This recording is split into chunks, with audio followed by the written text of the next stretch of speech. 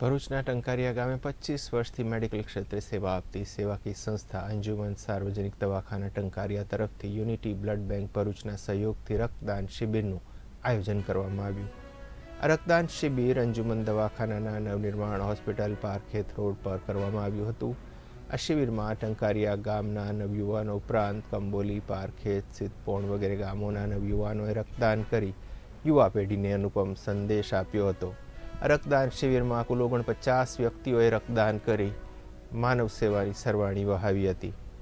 આ પ્રસંગે અંજુમન કમિટી સભ્યો, પૂર્વ સરપંચ, તાલુકા પંચાયત સદસ્ય તથા ગ્રામજનો હાજર રહ્યા હતા. અંજુમન ટંકારિયા દ્વારા અહીંયા બ્લડ ડોનેશન કેમ્પનું જે આયોજન કરવામાં આવ્યું છે એ બદલ અંજુમન હોસ્પિટલના ટ્રસ્ટીઓનો ખૂબ આભાર. ઘણી મોટી સંખ્યામાં યુવાનોએ બ્લડ ડોનેટ કરી જે રીતે બ્લડ ડોનેશન કેમ્પનું આયોજન કર્યું એના માટે ખૂબ ખૂબ આભાર. ભરૂચ જિલ્લામાં બ્લડની અત્યારમાં ખૂબ મોટી અછત છે.